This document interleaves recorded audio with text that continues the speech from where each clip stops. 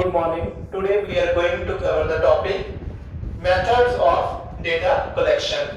Guys, कल हमने study किया था कि कौन-कौन से सोर्सेज हैं डेटा कलेक्ट करने के and there are basically two main sources, primary sources and second one is secondary sources. अगर आपने ये वीडियो नहीं देखी तो आप इसे लिंक शेयर किया गया है, वहां से आप इस वीडियो को देख सकते हैं। प्राइमरी डेटा या प्राइमरी सोर्स के अंदर जो डेटा कलेक्ट किया जाता है उसके अंदर हम फर्स्ट हैंड इंफॉर्मेशन को कलेक्ट करते हैं। सेकेंडरी सोर्सेज के अंदर जब डेटा कलेक्ट किया जाता है तो डेटा ऑलरेडी क्या हुआ होता है, पब्लिश हुआ होता है और उसको हम अपनी स्टडी में क्या करते हैं, रीयूज करते हैं। प्राइमरी के अंदर डेटा फर्स्ट टाइम कलेक्ट किया जाता है, सेकेंडरी के अंदर ऑलरेडी डेटा जो कलेक्टेड होता है उसको हम रीयूज करते हैं अपनी स्टडी के लिए। Now there are different methods guys, primary source के अंदर different methods आते हैं, secondary sources के अंदर different methods आते हैं जिनको हम इस वीडियो के अंदर कवर करेंगे। So topic of the day is methods of data collection और ये कौन से methods हैं? These all are the methods of primary data collection। जो डेटा प्राइमरी सोर्सेज से कलेक्ट किया जाता है उनके अंदर हम ये डिफरेंट मेथड्स जो है हम क्या करते हैं, यूज करते हैं। First method is known as direct personal investigation. Second method is known as indirect oral investigation. Third method is known as information from local sources or correspondence. And last one is questionnaire. लेकिन इस video के अंदर हम सिर्फ तीन methods cover करेंगे। So starting with the first method known as direct personal investigation. Guys, direct personal investigation के अंदर आपको तीन वर्ड याद रखने हैं वो इस मीनिंग के अंदर ही है। First one is investigation means investigator. Investigation से आपने याद रखना है द वर्ड इन्वेस्टिगेटर। इन्वेस्टिगेटर कौन होता है, जो इंफॉर्मेशन क्या कर रहा है, कलेक्ट कर रहा है। Second one is personal. Personal means relationship. Next one is direct. Direct means directly. So इस मेथड को समझने के लिए हमें इन तीन वर्ड्स की जरूरत पड़ रही है।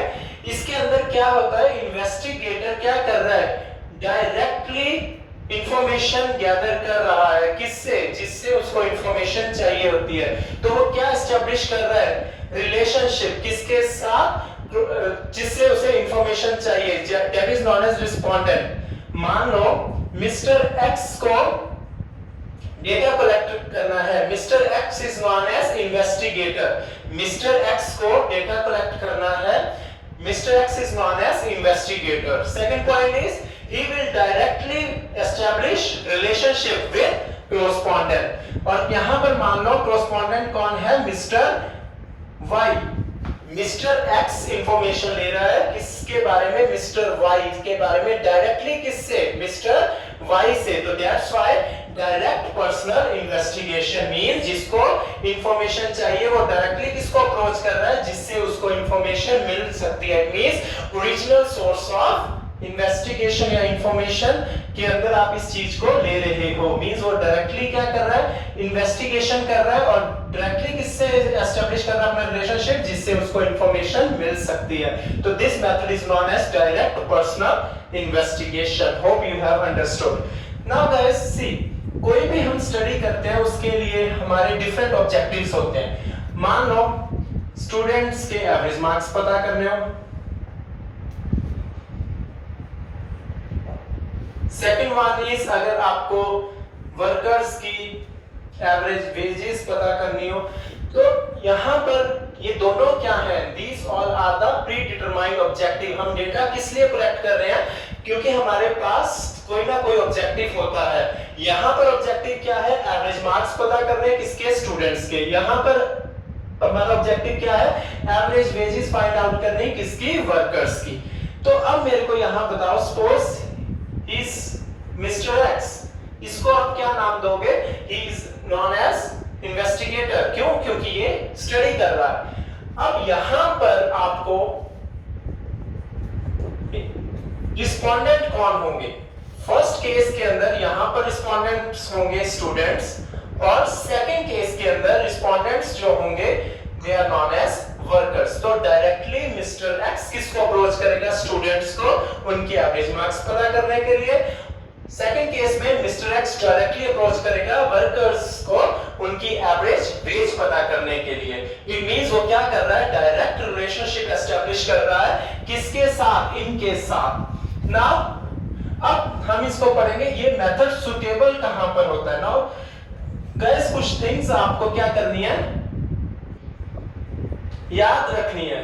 सुटेबल मींस ये कहां पर एप्लीकेबल हो सकता है। फर्स्ट थिंग, जहां पर हमें बहुत ही ओरिजिनल डेटा चाहिए, high degree of originality means data बिल्कुल ऑथेंटिक होना चाहिए, बहुत ज्यादा ओरिजिनल डेटा हमें चाहिए हमारी स्टडी के लिए, वहां पर ये मेथड एप्लीकेबल होगा। It means when we need high degree of original data, in that case we are going to use that method. Second one is जहां पर relatively less population हो, जहां पर हमारा जो एरिया है स्टडी का वो क्या हो, इसको आप दूसरा नाम दे सकते हैं फील्ड ऑफ स्टडी। अगर हमारी फील्ड ऑफ स्टडी जिसके बारे में आपने स्टडी करना है वहां पर लिमिटेड पॉपुलेशन हो, मींस जिनके ऊपर आपने ये वर्टूस से इंफॉर्मेशन गैदर करनी है, उनकी इंफॉर्मेशन की जो वर्टूस पीपल होंगे वो लिमिटेड होंगे, मींस उनको आप पर्सनली अप्रोच करना उनके लिए पॉसिबल होगा, किनके लिए, इन्वेस्टिगेटर्स के लिए। नेक्स्ट वन, कई बारी आपको इंफॉर्मेशन जो लेनी होती है वो बहुत ज्यादा कौन सी लेनी होती है, सीक्रेट। तो इट मींस सीक्रेट इंफॉर्मेशन अगर आपको गैदर करनी है किसी पर्सन के बारे में, मान लो मिस्टर एक्स जो है वो बायोग्राफी लिखना चाहते हैं मिस्टर वाई की, तो उस केस में कुछ इंफॉर्मेशन जो है सिर्फ मिस्टर वाई को पता होगी, बिकॉज हम अपनी पर्सनल इंफॉर्मेशंस क्या नहीं करते, शेयर नहीं करते। तो उस केस के अंदर सीक्रेट इंफॉर्मेशन जहां पर आपको लेनी होगी वहां पर आप कौन सा मेथड यूज करोगे, डायरेक्ट पर्सनल इन्वेस्टिगेशन। अंडरस्टूड। अब हम इस मेथड की मेरिट्स एंड डीमेरिट्स पढ़ने जा रहे हैं। First one is merits. Merits means इस मेथड के कौन-कौन से बेनिफिट्स हैं, क्यों अगर हम इस डेटा मतलब इस मेथड से डेटा को कलेक्ट कर रहे हैं तो हमें इससे क्या एडवांटेज होंगी। फर्स्ट वन, जैसा कि मैंने बताया, इससे जो आपको डेटा मिलेगा वो बहुत ज्यादा क्या मिलेगा, ओरिजिनल मिलेगा, जिसको आप क्वेश्चन करना बहुत ज्यादा मुश्किल हो जाता है। क्यों? क्योंकि डेटा डायरेक्टली आपने किससे लिया है, जिससे आपको डेटा चाहिए होगा। लेकिन गाइस ये डिपेंड करता है उस पर्सन के बारे में, क्या वो आपको ऑथेंटिक इंफॉर्मेशन दे रहा है या वो आपको वेग इंफॉर्मेशन दे रहा है। लेकिन अगर वो ऑथेंटिक इंफॉर्मेशन दे रहा है तो इट मींस ये क्या है, डेटा बहुत ज्यादा क्या है, ओरिजिनल है। सेकंड वन, इसके अंदर आपके पास पॉसिबिलिटी हो जाती है क्या करने के लिए, पर्सनल कांटेक्ट आप क्या करते हो, एस्टैब्लिश करते हो। अगर किसी के साथ आप पर्सनल कांटेक्ट एस्टैब्लिश कर रहे हो तो आप क्या कर सकते हो, जो इंफॉर्मेशन आप ले रहे हो वो इन डेप्थ इंफॉर्मेशन ले सकते हो, मींस आप बहुत ज्यादा डिटेल में इंफॉर्मेशन ले सकते हो जिसके बारे में आप स्टडी कर रहे हो। Third one is the case, original data मिल गया, पर्सनल कांटेक्ट क्या हो गए हैं आपके, एस्टैब्लिश हो गए हैं, किसके साथ, जिसके साथ आपने आप अपना डेटा को क्या कर रहे हो, कलेक्ट कर रहे हो। इसकी और बड़ी एडवांटेज जो है, आप क्या कह सकते हो, ये डेटा जो मिल रहा है यहाँ पर आप फ्लेक्सिबल अप्रोच आप क्या कर रहे हो, फॉलो कर रहे हो। फ्लेक्सिबल का दूसरा नाम क्या है, इलास्टिक। अगर आपको लग रहा है कि वो रिस्पॉन्स सही नहीं दे रहा तो आप अपने क्वेश्चंस को क्या कर रहे हो, मॉडिफाई कर रहे हो, ताकि आप उससे वो इंफॉर्मेशन ले सको जो आपको चाहिए। क्योंकि इसके अंदर जो इंफॉर्मेशन ले रहा है उसको अपना पर्पस ऑफ स्टडी बहुत ज्यादा क्लियर है, तो इसलिए वो अपने डेटा को क्या कर सकता है, इंफॉर्मेशन या डेटा को गैदर करने के लिए वो क्वेश्चंस को मॉडिफाई कर सकता है, लैंग्वेज को मॉडिफाई कर सकता है। तो it focuses on flexible approach. Now guys, come to demerits. इनके negatives क्या हैं? अगर आप इसकी स्टडी कर रहे हो तो इसका demerits जो है वो सबसे बड़ा demerit क्या है? It is applicable means able in case of less या फिर lower population या फिर field of study। जा तो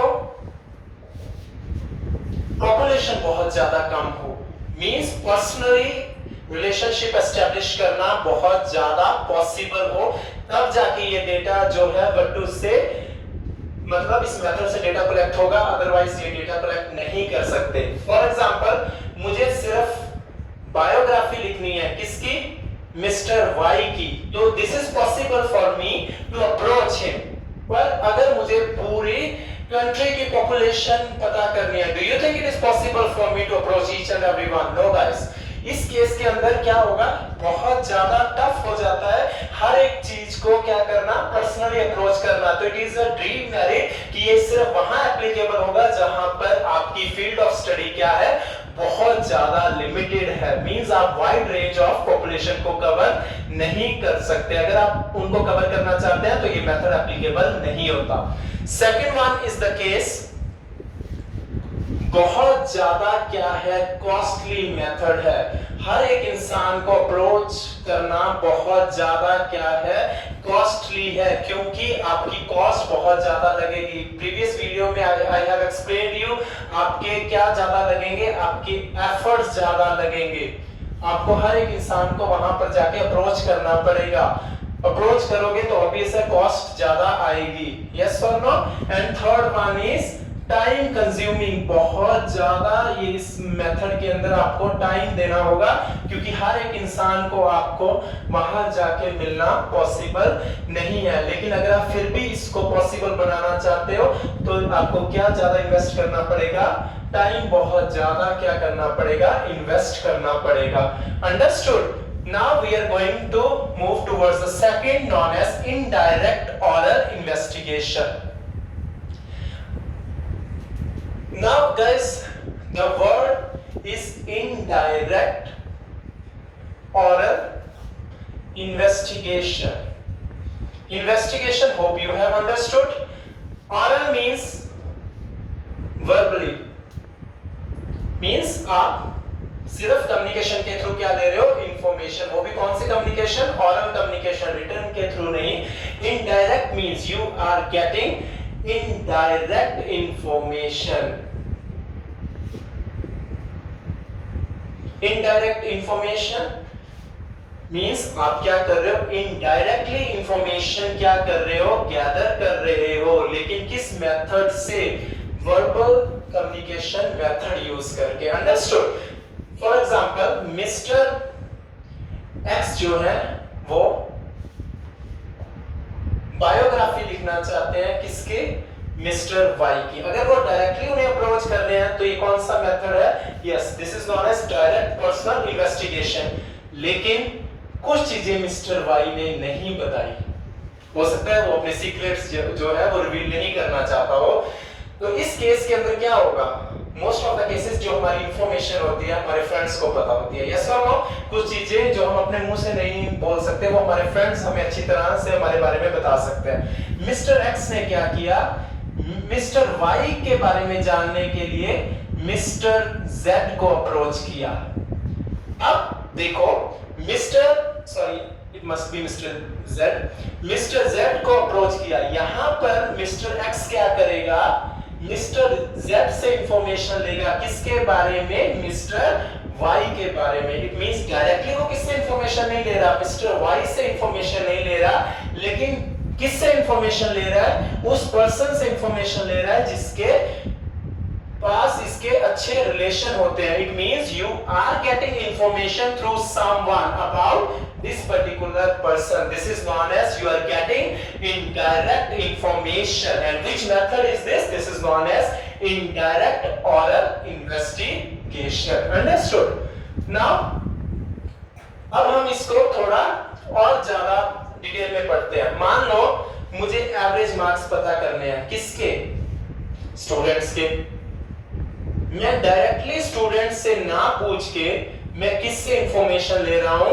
I am taking information from teacher. मैं सब्जेक्ट टीचर से इंफॉर्मेशन ले रहा हूं, बताओ मिस्टर एक्स वाई जेड के कितने कितने मार्क्स इंग्लिश में हैं।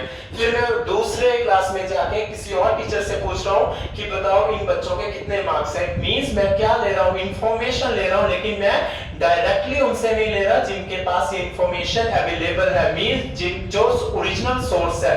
I am getting information from indirect source, and here indirect source is teachers, because मैं study students के बारे में कर रहा हूँ, लेकिन मैं information किससे ले रहा हूँ guys? I am taking information from teacher. This is known as indirect oral investigation. Understood?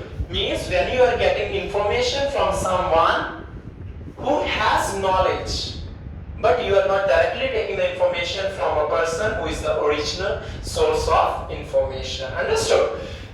Now, अब इस मेथड के अगर हम बारे में बात करें, सर मेरे को एक बात बताओ, अगर मेरे को अपने नेबर के बारे में पता करना है कि मेरे नेबर के घर में कितने पर्सन रह रहे हैं, मेरे पास दो ऑप्शन है, या तो मैं डायरेक्टली नेबर को अप्रोच करूं, या हो सकता है मैं अपने किसी फ्रेंड को अप्रोच करूं जो उनके बारे में जानता हो। मेरे को अपने नेबर के घर में कितने बंदे हैं, मेरे को उसकी नॉलेज लेनी है। डायरेक्टली मैं नेबर से पूछता हूं कि सर बताओ आपके घर में कितने हैं। ये सर मेरे घर में 5 मेंबर्स हैं। This is known as direct personal investigation method, क्योंकि उसने खुद बता दिया मेरे घर में 5 मेंबर्स हैं। लेकिन मैं उसके फ्रेंड से पूछ रहा हूँ कि यार मेरे को ना मिस्टर एक्स के बारे में जानना है, बाकी सारी इंफॉर्मेशन तो मैंने पूछ ली, लेकिन मुझे प्रॉब्लम आई कि मेरे माइंड में ना क्वेश्चन स्किप हो गया उनके फैमिली मेंबर्स पूछना। Then that person will say हाँ मुझे पता है यार वो मेरा बहुत क्लोज फ्रेंड है, उसके घर में 5 मेंबर्स हैं। तो इट मींस मुझे इंफॉर्मेशन तो मिल गई, लेकिन किससे मिली है? इनडायरेक्ट सोर्स से। तो this method is known as indirect oral investigation. Understood? Now we are going to cover suitability. ये कहां पर एप्लीकेबल होता है, कहां पर इस मेथड को आप यूज कर सकते हो। नेक्स्ट एक चीज याद रखना, इस मेथड को यूज जब आप करते हो तो you are going to compare it with direct personal investigation. Understood? Direct personal investigation कहां पर होती है? जहां पर क्या हो, what to say limited field of investigation हो। अंडरस्टूड? जहां पर आप बहुत लिमिटेड पॉपुलेशन के बारे में स्टडी करना चाहते हो, वहां पर आप कौन सा मेथड यूज करोगे? Direct personal investigation. Whereas indirect oral investigation कहां पर सुटेबल होता है? Where there is a what to say more field of investigation, जहां पर फील्ड ऑफ इन्वेस्टिगेशन ज्यादा हो as compare to what ACT means as compare to direct personal investigation. Understood? यहां कम बंदों को अप्रोच करना है तो हम direct personal investigation method use करेंगे, उससे थोड़े से ज्यादा बंदों को हमें अप्रोच करना है, वहां पर हम क्या करेंगे? इनडायरेक्ट ओरल इन्वेस्टिगेशन मेथड को हम यूज करेंगे। सेकंड वन, ये मेथड वहां पर बहुत ज्यादा सुटेबल होता है जहां पर पॉपुलेशन जो हो वो ज्यादातर क्या हो? इलिटरेट हो। इलिटरेट मींस अनएजुकेटेड हो, क्योंकि अनएजुकेटेड पर्संस अगर मुझे कुछ पॉलिसीज के बारे में नॉलेज लेनी है, फैक्ट्री की कुछ पॉलिसीज के बारे में लेनी है नॉलेज, तो अनस्किल्ड लेबर अगर मैं उनसे पूछता हूँ कि अच्छा मुझे ये बताओ कि ये आपको ये फंड मिलता है, वो मिलता है, नहीं मिलता, may be they have knowledge, पर कुछ टर्म्स ऐसी होती है जो उनको समझ नहीं आएंगी। तो इस केस में मुझे क्या करना पड़ेगा?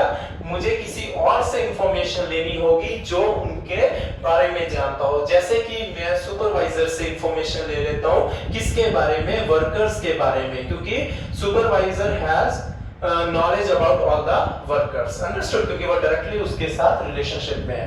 तो पॉपुलेशन जहां पर अनएजुकेटेड हो, जब इलिटरेट हो, वहां पर ये मेथड जो है बहुत ज्यादा सुटेबल होता है, क्योंकि वो क्वेश्चन समझने में उनको प्रॉब्लम आएगी। लेकिन अगर आप उनके रिलेटेड सोर्सेज को जानते हो, मतलब अप्रोच करते हो और उनसे इंफॉर्मेशन ले रहे हो, तो ये मेथड बहुत ज्यादा सुटेबल होता है। थर्ड वन हमने पढ़ लिया, मोर फील्ड ऑफ इन्वेस्टिगेशन हो as compare to direct personal population, वो हो जो एजुकेटेड ना हो। Third one is we need experts opinion, हमें किसी एक्सपर्ट का ओपिनियन चाहिए होता है।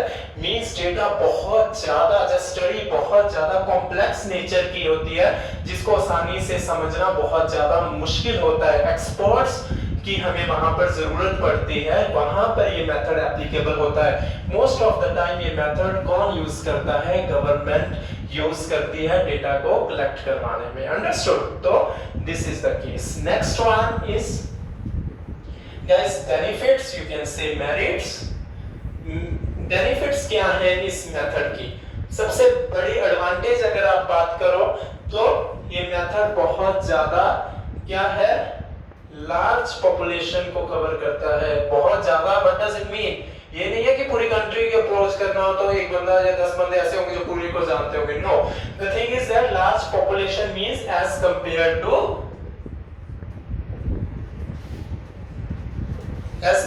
To direct personal investigation. Guys suitability plus benefits आप इकट्ठे मतलब क्या कर सकते हो, इंक्लूड कर सकते हो। कई बार वो सुटेबिलिटी अलग से पूछ लेता है या फिर वो क्वेश्चन से है ना, इन्विजिलेटर आपको बेनिफिट्स के बारे में पूछ लेता है, तो इन दैट केस आपने examiner is the correct one, तो वहां पर वो आपको क्या करना पड़ता है, इसके अंदर आपको अलग से लिखना पड़ता है। अदरवाइज आप दोनों पॉइंट्स को इंक्लूड कर सकते हो कि देखो लार्ज पॉपुलेशन ये कहां पर एप्लीकेबल होता है, जहां पर लार्ज पॉपुलेशन हो। Same is the case with suitability. Second, इसके अंदर एक्सपर्ट के ओपिनियंस आप इंक्लूड करते हो। यस, इसके अंदर आप same is the case suitable कहां पर होता है, जहां पर एक्सपर्ट्स की क्या हो, नॉलेज मींस आपको रिक्वायर्ड हो।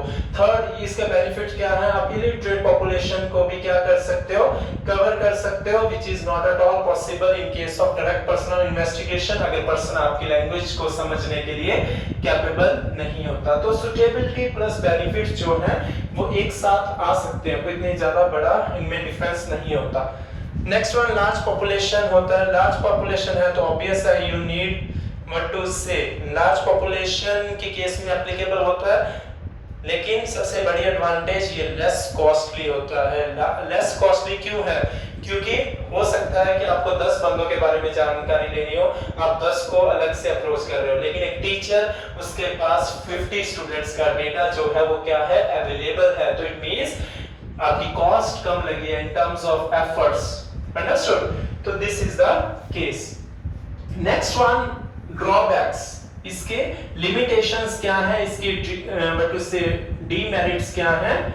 तो आप इस केस के अंदर सबसे बड़ी प्रॉब्लम क्या आती है, those are the merits of direct investigation, these are somehow are the demerits of this one. जो इसकी मेरिट्स है इसकी क्या बनेगी, डीमेरिट्स।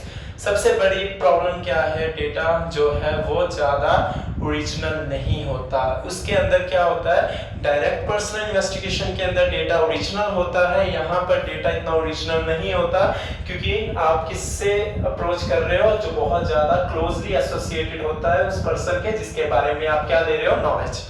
सेकेंड वन, डेटा जब बहुत ज्यादा ओरिजिनल नहीं होगा तो ऑब्वियस है जो कंक्लूजन आएगा, जो आपका रिजल्ट आएगा वो भी क्या करेगा, फ्लक्चुएट करेगा। मींस रिजल्ट क्या नहीं आएगा, कंक्लूजन जो होगा वो ऑथेंटिक नहीं होगा, मींस ज्यादा रिलायबल नहीं होगा। उसके अंदर आप ज्यादातर रिलायबिलिटी फैक्टर को मिस करोगे क्योंकि डेटा ही ओरिजिनल नहीं है, तो उसका जो रिजल्ट आएगा वो भी बहुत ज्यादा क्या होगा, अलग होगा। कई बार इसमें ऑब्जेक्टिव भी सेटिस्फाई नहीं होता। Now we are going to compare first two methods, direct personal investigation and indirect oral investigation. Guys देखो, these all are the points, direct personal investigation and indirect oral investigation. Field of study, it covers limited field of study या फिर less field of study, it covers more field of study. Understood? ये कम field को cover कर रहा है study के, ये ज्यादा को कवर कर रहा है, मींस लिमिटेड पॉपुलेशन को कवर करता है ये as compare to this one, ये ज्यादा कवर कर रहा है। Second parameter is personal contact. यहां पर पॉसिबल है क्या करना, एस्टैब्लिश करना पर्सनल कांटेक्ट, यहां पर पॉसिबल नहीं है क्योंकि अगर ये डायरेक्टली आप पॉसिबल इसको बना रहे हो तो ये मेथड की रेलेवेंस ही खत्म हो जाती है क्योंकि वो इनडायरेक्ट क्या बन जाएगा, This is known as direct personal contact. तो this is the difference. इसके अंदर आप establish कर सकते हो, इसके अंदर आप establish नहीं कर सकते। Language and culture, यहाँ पर आपको precaution बहुत ज़्यादा ध्यान रखना पड़ेगा लैंग्वेज एंड कल्चर के बारे में, क्योंकि आप डायरेक्टली अप्रोच कर रहे हो सकता है आप उससे ऐसे क्वेश्चन पूछ सकते हो जो पूछ लिए हो जिससे उसकी फीलिंग्स या सेंटिमेंट्स बहुत ज्यादा इफेक्ट करते हो। तो इसलिए कभी भी आप जब रिसर्च करने जाते हैं तो लैंग्वेज एंड कल्चर को इग्नोर मत करना, क्योंकि सामने वाला आपकी किस बात का बुरा मान जाए ये बात आपको ध्यान रखना बहुत ज्यादा जरूरी होता है। तो यहाँ पर ये प्रिकॉशन एप्लीकेबल होता है, यहाँ पर आपको इतना प्रिकॉशन इसको यूज करने की जरूरत नहीं होती। क्यों? क्योंकि आप डायरेक्टली उस पर्सन से नहीं पूछते, आप इनडायरेक्टली उस पर्सन से पूछ रहे होते हो, तो आप अपने पॉइंट को क्या कर सकते हो, मॉडिफाई कर सकते हो। कॉस्ट किसमें ज्यादा लगती है? यस, मोर कॉस्ट, इसके अंदर ज्यादा कॉस्ट इन्वॉल्व होगी डायरेक्ट पर्सनल मेथड के अंदर, और इसके अंदर less cost. So you can say it is costlier as compare to indirect. Degree of originality, इसके अंदर हाई डिग्री होगी, बिल्कुल, क्योंकि आपने डेटा कनेक्ट किया है पर्सनल कांटेक्ट एस्टैब्लिश करके, तो हाई डिग्री। इसके अंदर कौन सी डिग्री होगी? इसके अंदर लोअर डिग्री ऑफ ओरिजिनलिटी होगी।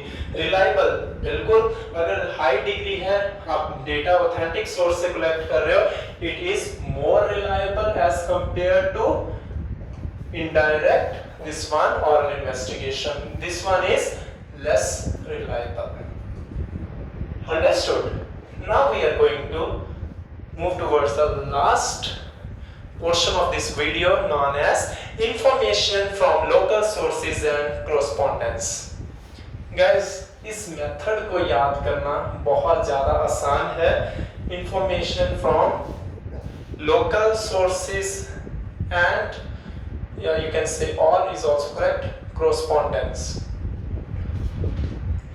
कभी भी आप न्यूज़ चैनल देखते हो, वोटिंग के टाइम देखना, वो पहले रिजल्ट बता देते हैं, एक्सपेक्टेड रिजल्ट की, हाँ इस एरिया में से ये जीतेगा, इस एरिया में से ये जीतेगा, जहाँ इतने मार्जिन का डिफरेंस हो सकता है। तो व्हाट डज इट मीन? हम क्या कर रहे हैं? हम इंफॉर्मेशन गैदर कर रहे हैं, किसकी? लार्ज पॉपुलेशन की। तो ये मेथड वहां पर एप्लीकेबल होता है जहां पर पॉपुलेशन बहुत ज्यादा लार्ज हो, और इसके अंदर आप क्या पॉइंट करते हो? Different people, correspondent means different people appoint करते हो जो क्या करेंगे, आपके बिहाफ पे इंफॉर्मेशन को कलेक्ट करेंगे। तो आपको याद रखना है किस वर्ड से? सिंपली मीडिया या फिर टीवी या फिर न्यूज चैनल। तो they are indirectly media components. कोई भी एक कंपोनेंट आप यूज कर सकते हो। इसके अंदर क्या होता है? इन्वेस्टिगेटर, जो बंदा क्या कर रहा है, स्टडी कर रहा है, वो अलग अलग क्या करता है, कॉरेस्पोंडेंट्स को अपॉइंट करता है, सो दैट वो क्या कर सके, इंफॉर्मेशन गैदर कर सके। मान लो ये पर्सन मॉडल टाउन का डेटा इकट्ठा करेगा, हो सकता है ये पर्सन रामनगर का करे, और ये हो सकता है न्यू मॉडल टाउन का डेटा जो है कलेक्ट करे। तो इट मींस इन्वेस्टिगेटर ने क्या किया, फर्दर आगे पर्सन्स अपॉइंट किए इंफॉर्मेशन गैदर करने के लिए, सो दैट उसको इंफॉर्मेशन मिल सके।